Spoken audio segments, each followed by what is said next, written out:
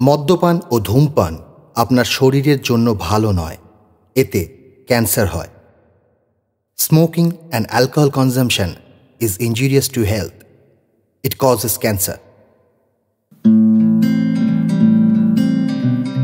নমস্কার, গপ্প বৈঠকের পক্ষ থেকে আমি শুভ এবং আমি শ্রী। গপ্প বৈঠকের সকল বাসিন্দা এবং পর্যটকদের জানাই স্বাগত।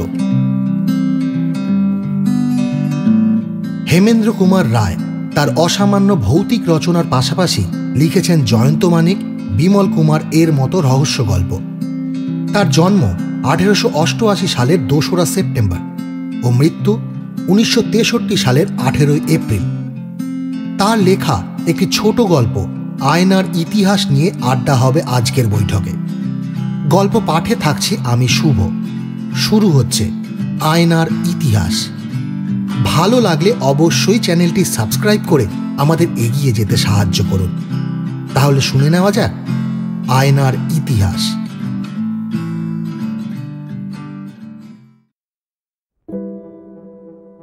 বেনারসে বেড়াতে এসেছি। সঙ্গে আছেন মা, ভাই ও বোনেরা। অগস্ত্যকুণ্ডের সরু একটা গলির ভেতরে একখানা মাঝারি আকারের বাড়িতে আমাদের বাসা।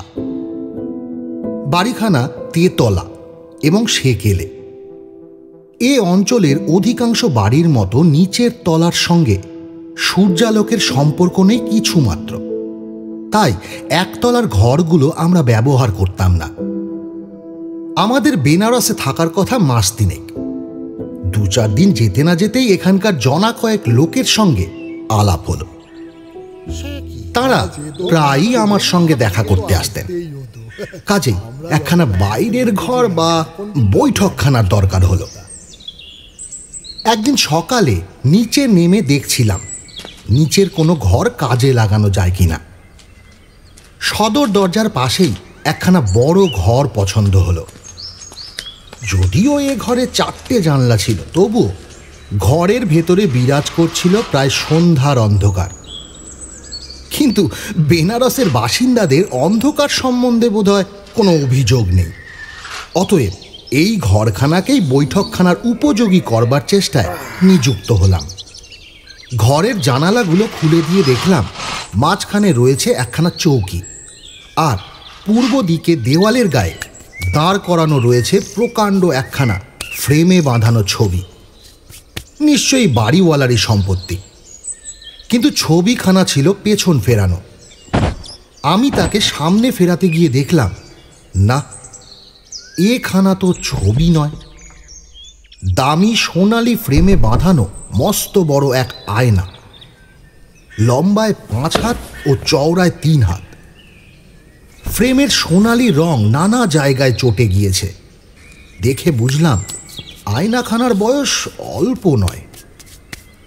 এরকম মূল্যবান আয়না এভাবে পরিত্যক্ত হয়েছে কেন?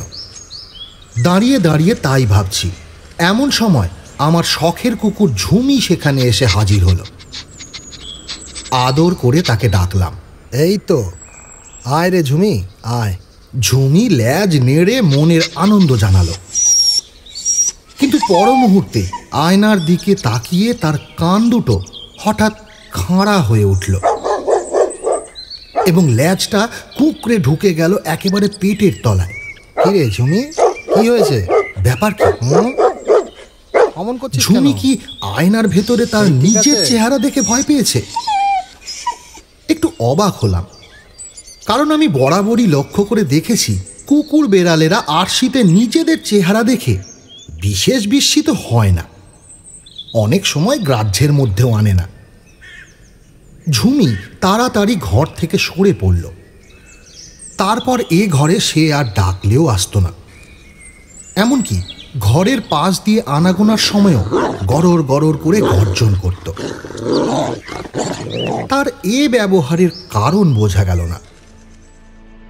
দিন 3 পরের কথা, দোতলায় বসে মায়ের সঙ্গে গল্প করছি। হঠাৎ নিচ থেকে এলো বিমলের পরিত্রাহী চিৎকার।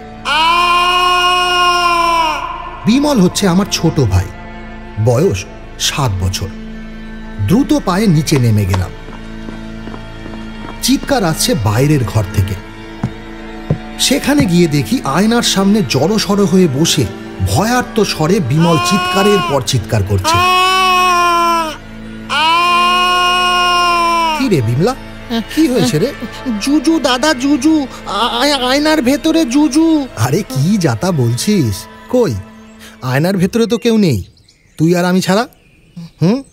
না দাদা, একটা ভয়ানক জুজু আয়নার ভেতর থেকে কটমট করে আমার দিকে তাকিয়েছিল। তার ছেলে মানুষই ভয়ের কথা শুনে আমি হো হো করে হেসে উঠলাম। কিন্তু আমার হাসি শুনেও বিমল কিছুমাত্র আশ্বস্ত হলো না। দারুণ আতঙ্কে আয়নার দিকে তাকাতে তাকাতে পায়ে পায়ে পিছিয়ে পড়ে ঘর থেকে সে পালিয়ে গেল। ব্যাপার কি? অবলা পশু ঝুমি, অবোধ শিশু বিমল এ ঘরে ঢুকে দুজনেই এরকম ব্যবহার করলো কেন? দুজনেই ভয় পেল ওই আয়নাখানা দেখে। আশ্চর্য! একখানা জীর্ণ পরিত্যক্ত সাধারণ সেকেলে আরশি, তার অপরিষ্কার কাঁচের ভেতর দিয়ে দেখা যাচ্ছে কেবল এই ঘরেরই খানিকটা অংশ। এর মধ্যে আবার ভীতিকর কি থাকতে পারে? তবে কি ওর পেছনে কিছু লুকিয়ে আছে? সাপটাপ বা অন্য কিছু জীব? সাবধানে এগিয়ে হেলিয়ে দাঁড় করানো সেই আয়নাখানার পেছনের ফাঁকে উকি মারলাম। কিছুই নেই। আরো ভালো করে দেখার জন্য দুই হাতে আয়নাখানাকে ধরে টেনে সরাতে গেলাম, কিন্তু পারলাম না। বিষম ভারী। অথচ সেদিন এখানাকে আমি নিজের হাতেই ঘুরিয়ে খুব সহজেই সোজা করে দাঁড় করিয়ে রেখেছিলাম। হঠাৎ এখানাকে জগদ্দল পাথরের মতন ভারী বলে মনে হচ্ছে কেন? আরো খানিকক্ষণ প্রাণপণে টানাটানির পর সে ব্যর্থ চেষ্টা ছেড়ে দিলাম। এ আবার কি রহস্য? জগদ্দল। কয়েকদিন কেটে গেল। সেদিন দুপুরে দুজন বন্ধু এসেছিলেন। আপনি যাই বলুন না কেন, বেনারসে কিন্তু 3-4 দিনের জন্য এসে কোনো কাজ। বাইরের ঘরে বসে খানিকক্ষণ গল্প করে তারা চলে গেলেন। মতন এখানেই উঠি। কাল আবার দেখা হবে, কোন বাড়ি ফিরতে হবে। উঠলাম তাহলে, হ্যাঁ চলি। আমি একা বসে খবরের কাগজ পড়তে লাগলাম। দুপুরবেলায় এ ঘরটায় খানিকক্ষণের জন্য কিছু আলো আসে। পড়তে পড়তে প্রাণের ভেতর কেমন একটা অস্বস্তি বোধ করতে লাগলাম। মনে হলো আমি যেন এ ঘরে আর একলা নেই। কে যেন অপলক চোখে আমার দিকে তাকিয়ে আছে। মুখ তুলে অবশ্য কাউকে দেখতে পেলাম না, দেখতে পাবার কথাও নয়। তবু কিন্তু মনের ভেতর থেকে সেই অদ্ভুত ভাবটা তাড়াতে পারলাম না। সেখানে আমার পাশে অদৃশ্য আরেকজনের উপস্থিতি অনুভব করতে লাগলাম বারংবার। আবার মুখ তুলতেই চোখ পড়ে গেল সেই পুরাতন আয়নার দিকে, এবং সঙ্গে সঙ্গে আমার সর্বাঙ্গ শিউরে উঠল। আয়নার মধ্যে সবিস্ময়ে দেখলাম ঠিক আমার পেছনে দাঁড়িয়ে আছে এক ভীষণ মূর্তি। হ্যাঁ, সেই মূর্তিকে ভীষণ ছাড়া আর কিছু বলা যায় না। তার চোখ দুটো কোটর থেকে যেন ঠিকরে বাইরে বেরিয়ে আসতে চাইছে। তার জিভখানা ঠোঁটের ভেতর থেকে বেরিয়ে ঝুলে পড়েছে, আর তার গলা জুড়ে রয়েছে একটা টকটকে লাল দাগ। আমি একবার একটা গলায় দড়ি দিয়ে মরা লোককে দেখতে গিয়েছিলাম। এরও চেহারা ঠিক সেই রকম। কয়েক মুহূর্ত বসে রইলাম আচ্ছন্নের মতো। তারপরে ভয়ে ভয়ে পেছনে ফিরে তাকালাম, কিন্তু কই, আর কেউ তো এখানে নেই। আবার আয়নার দিকে চোখ গেল। তার মধ্যেও আমি ছাড়া দ্বিতীয় ব্যক্তির চিহ্ন নেই। ভূত টুত মানি না, আর এমন অসম্ভবও কখনো সম্ভব হয় না, কিন্তু আশ্চর্য আমার চোখের ভ্রম। হ্যাঁ, নিজের মনেই হেসে উঠলাম। এ হচ্ছে শিবের কাশী, আর শাস্ত্র বলে শিব হচ্ছেন ভূতনাথ। তবে কি কোনো শিবানুচরী সময় কাটানোর জন্য আমার সঙ্গে কিঞ্চিত মশকরা করবার ফিকিরে আছেন? অন্য লোক হলে হয়তো তাই বুঝত, কিন্তু আমি হচ্ছি অবিশ্বাসী আধুনিক বাঙালি। মেডিকেল কলেজে দস্তুর মতো মরার পর মরা কেটে পরীক্ষায় উত্তীর্ণ হয়েছি। আমার কাছে শাস্ত্রীয় কুসংস্কারের কোনো ধাপ্পাবাজি খাটবে না।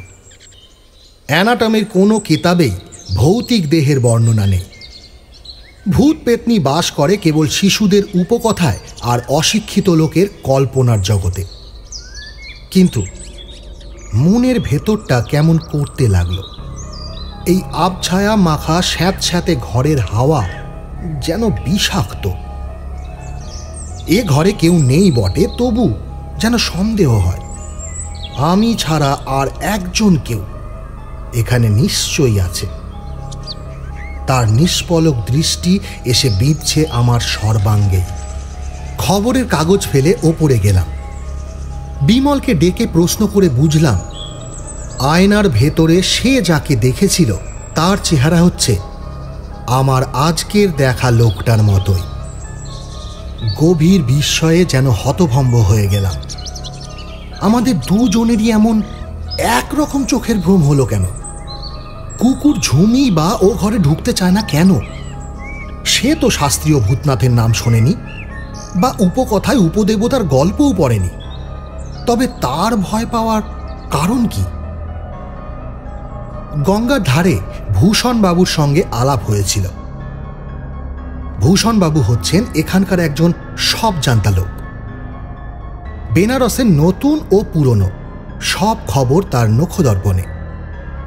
আজ সকালে আমার বাড়িতে ছিল ভূষণবাবুর চায়ের নিমন্ত্রণ। যথাসময়ে তিনি এলেন, কিন্তু বৈঠকখানায় ঢুকে আয়নাখানা দেখেই তিনি চমকে উঠলেন। তারপর ধীরে ধীরে বললেন, এ কি, শিবপ্রসাদ বাবুর আয়নাখানা এখনো এ বাড়িতেই আছে? হ্যাঁ, এই শিবপ্রসাদ বাবু কে? উনি কাশীর এক মহাজন। আগে এ বাড়িখানা ছিল তাঁরই। তা তিনি এখন কোথায়? 10 বছর হলো মারা গিয়েছেন, তবে তার স্বাভাবিক মৃত্যু হয়নি। মানে কিরকম? রাগের মাথায় এক চাকরকে তিনি এমন প্রহার করেন যে বেচারা মারা পড়ে। শিবপ্রসাদ বাবুর নামে ওয়ারেন্ট বেরোয়, কিন্তু পুলিশ তাকে গ্রেপ্তার করতে এসে দেখে এই ঘরের কড়ি কাঠে তার মৃতদেহ ঝুলছে। তিনি গলায় দড়ি দিয়েছিলেন। আমার বুক কেঁপে উঠল। আয়নায় দেখা সেই মূর্তিটাকে আবার মনে পড়ল।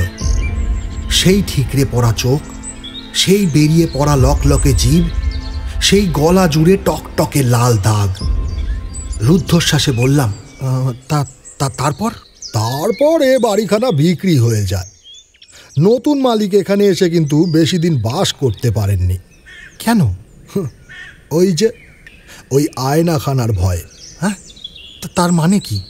আয়নাখানার ভারী দুর্নাম আছে। নানান লোকে নানান কথা বলে। সেসব আজগুবি কথা আমি বিশ্বাসও করি না, আর আপনাকে বলতেও চাই না। আয়নার যদি এমন দুর্নাম, তবে ওখানা ভেঙে ফেললেই তো সব ল্যাটা চুকে যায়। হ্যাঁ, নতুন মালিককে সে পরামর্শও কেউ কেউ দিয়েছিল, কিন্তু তার সাহসে কুলোয়নি। যে অভিশাপ আয়নার ভেতরে বন্ধ আছে, ওখানাকে ভেঙে তাকে বাইরে আনতে তিনি ভরসা পাননি। তাহলে আপনি বলতে চান এটা হচ্ছে ভুতুড়ে আয়না? আমি বলি না, লোকে বলে। এক লাফে আমি দাঁড়িয়ে উঠলাম। ঘরের কোণে ছিল একটা জানালা ভাঙা লোহার গরাদ। টপ করে সেটা তুলে নিয়ে আয়নার ওপরে করলাম সজোরে এক আঘাত। প্রকাণ্ড কাঁচের ওপরের অংশ ঝনঝন করে ভেঙে পড়ল। আবার গরাদ তুললাম এবং পর মুহূর্তেই দেখলাম আয়নার নিচের অংশে ফুটে উঠেছে আগুন ভরা দুটো চোখ। কি ক্রুদ্ধ, কি হিংস্র সেই দৃষ্টি! মুখ নেই, দেহ নেই, খালি দুটো জ্বলন্ত ক্ষুধিত চোখ। এও কি আমার চোখের ভ্রম? আবার আঘাত করলাম। কাঁচের বাকি অংশ ভেঙে গুঁড়ো গুঁড়ো হয়ে গেল। ভূষণবাবু কিছু দেখেছিলেন কিনা জানি না, কিন্তু তিনি কাঁপতে কাঁপতে চৌকির ওপর ধপাস করে বসে পড়লেন। গপ্প বৈঠকের আজকের প্রচেষ্টা যদি ভালো লেগে থাকে তাহলে লাইক করুন ও আপনাদের মূল্যবান মতামত এবং গল্পের সাজেশন নিচে কমেন্ট বক্সে জানান। গল্পটি ভালো লাগলে সাবস্ক্রাইব করতে ভুলবেন না গপ্প বৈঠক। তাহলে দেখা হচ্ছে পরের শুক্রবার নতুন বৈঠকে। ততদিন পর্যন্ত ভালো থাকুন ও ভালো রাখুন। শুভরাত্রি।